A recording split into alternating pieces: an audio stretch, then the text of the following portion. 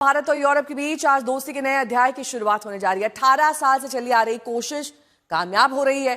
भारत और यूरोपीय यूनियन के बीच मुक्त व्यापार समझौता यानी एफटीए की घोषणा होगी। दुनिया इसे मदर ऑफ ऑल डील्स बता रही है और इस व्यापार समझौते के लिए भारत और ईयू के बीच 18 साल यानी 2007 से बातचीत चल रही थी, जो आखिरकार रंग लाई है। यह डील उस वक्त हो रही है जब टैरिफ को लेकर भारत और अमेरिका के बीच तनातनी चल रही है। अमेरिकी राष्ट्रपति लगातार टैरिफ बढ़ाने की चेतावनी दे रहे हैं।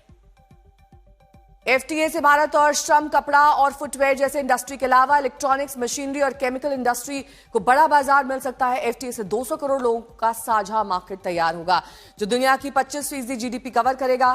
भारत के कपड़ा और चमड़े पर ईयू अभी 10% ड्यूटी लगाता है। एफटीए के बाद ये ड्यूटी कम या फिर खत्म हो सकती है। इससे यूरोप में भारतीय कपड़े, जूते सस्ते होंगे और उनकी डिमांड बढ़ेगी। इससे भारत में गारमेंट्स, लेदर, फुटवेयर जैसे इंडस्ट्री से जुड़े लोगों को सीधा फायदा मिलेगा। भारत में लग्जरी कारें और यूरोपीय वाइन सस्ती हो सकती है। प्रणय उपाध्याय मेरे सहयोगी जुड़ गए हैं तमाम जानकारी के साथ। प्रणय, जो लंबे वक्त से कोशिश चल रही थी आखिरकार वो रंग लाई है, तो क्या ड्यूटी पूरी तरह से खत्म हो जाएगी या कम होगी? क्या आसार लग रहे हैं?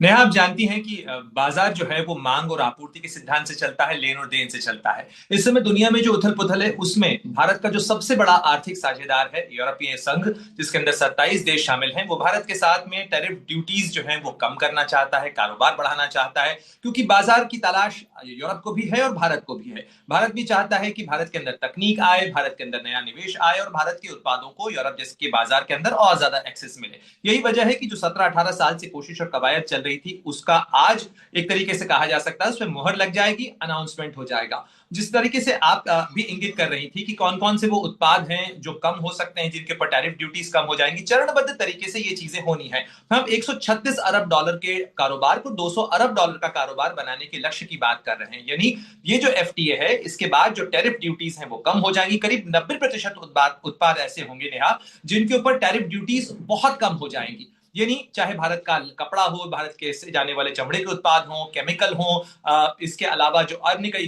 जेम्स, ज्वेलरी, वो सारे जो क्षेत्र हैं जहां पर भारत के बहुत सारे कामगार काम करते हैं, वो क्षेत्र जहां भारत का उत्पादन क्षमता है भारत की, उनके उत्पादों को ज्यादा एक्सेस मिल सकेगी। साथ ही जो भारत के अंदर आने वाला आयात है, खासतौर पर मशीनरी का हो, हैवी जो हाई इंडस्ट्री टेक्नोलॉजी है, एरोप्लेन्स के पार्ट्स हैं, जिनको लेकर भारत को काफी ड्यूटीज देनी पड़ती हैं, उनके एक्सेस के लिए भी भारत को आसानी हो सकेगी। बहुत बहुत शुक्रिया इस तमाम जानकारी के लिए आपका।